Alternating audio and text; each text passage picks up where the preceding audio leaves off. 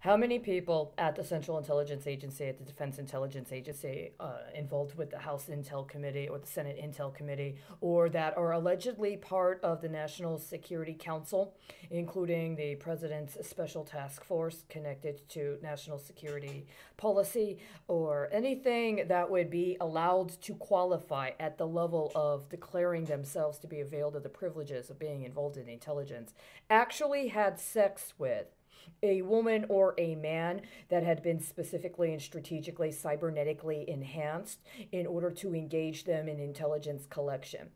And then in the course of doing that, either allowed themselves to be blackmailed, extorted, or bribed into compromising the actual safety of industrial facilities and infrastructure in their own country in order to leverage it with the alleged benefits that come with the titillation they experienced.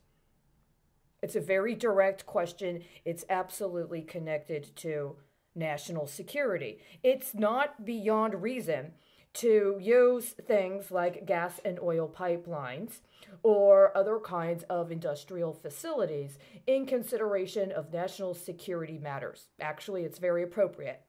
It's even appropriate to consider the role that human beings that are accessing it, i.e., end users or consumers, or people that might be engaging in it in some other manner where they might actually be a form of producer, factor into the national security paradigm. But what I'm seeing from an objective perspective is that the more you increase surveillance without verification or without just cause, which also means going through an appropriate process by which you legitimize its collection and make sure to use the collection and the aggregation of that data appropriately, the more you refuse to engage in constitutionally protected and constitutionally verifiable processes, even under those auspices, the more you increase the likelihood of a catastrophic event, but not even a catastrophic event, because that implies, at least now at the stage of hyper exploitation we're at, that somebody can then try to leverage that in some sort of catastrophe bond so that when it actually happens, it can try to leverage it for some other investment. We're not even talking about that. We're talking about the most basic elements of the supply chain being compromised at a very heightened level because there has been a de-emphasis on appreciative value, which you have to be able to maintain certain standards to achieve. And if you are trying to prioritize your national security paradigm on a process of illegitimate and illicit and illegal surveillance data and acquiring and aggregating illicit surveillance data with an understanding that at some point you might be able to create it into some non-national security product after anonymization, then what you've done in the process is you've taken out the references to points of origin and the references to actual nodes that secure those facilities. And so you are actually sabotaging industrial safety. And if the intention is to intentionally sabotage industrial safety in order to hyper exploit the complementary markets such as healthcare, and or emergency services, then what we're seeing is that we have a very significant strategic default even in that sector. Because the whole premise, allegedly, of the Affordable Care Act, which was rolling out concurrent to the 2008 banking bailout, was that we were also engaging in a process of assuring preventative measures against acts of terrorism that would also take into account the consideration of the triple threat, which meant that you would have to be dealing with things like a health outbreak as well as a industrial sabotage or actual attack on facilities in connection with a natural disaster event.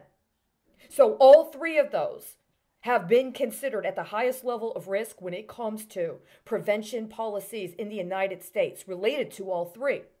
This has been the de facto basic premise of what was supposed to be the basic standard, the lowest common denominator when it came to justification for all of the expenses that we put forth and all of the expenditures we put into alleged security, domestic security.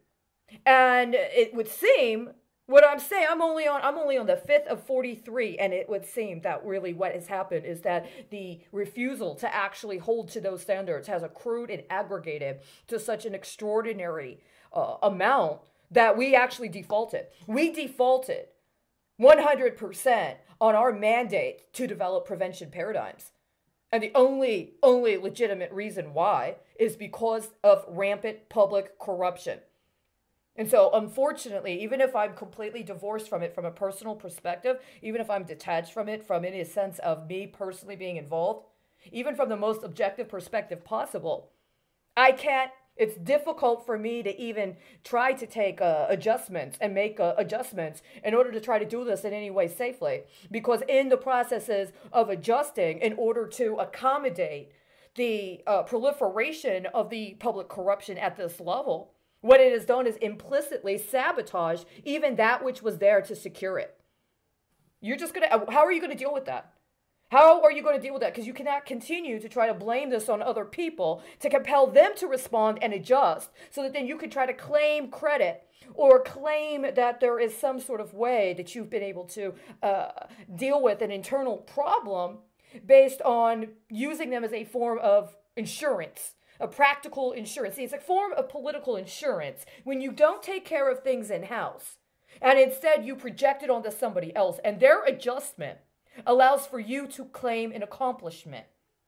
And if there are claims of false accomplishments, because either A, you haven't actually accomplished the objectives you allege you have, which in its most extreme case seems to be represented in what's falling out around Afghanistan, or because the people that you are trying to compel to make those adjustments so that you can claim the credit for them were actually themselves sabotaged because of an internal refusal to deal with public corruption, then, you put yourself into, you've almost made yourself into the tongue of prevention. You've made yourself into a tongue of anti-prevention. Just as you got the triple threat you're supposed to guard against, and somebody's going to see us as a comparable triple threat. And I've just identified 2 nodes. Did you put into effect a comparable global security initiative to the health security initiative that broke the triangle by putting the 2 on 1 as a choke point? What is the choke point on America's public corruption? What is the choke point? Because you can't just blame a particular individual and anonymize them and take them off of the public realm and isolate them and blame it on a particular figurehead. This is institutional corruption. So when are you going to apply the appropriate methods that are necessary to correct for it? The only way to actually correct for it is to prosecute it as public corruption. And if there needs to be an adjustment or a recalibration of who's in the position to move forward on those prosecutions, then that needs to be the first priority.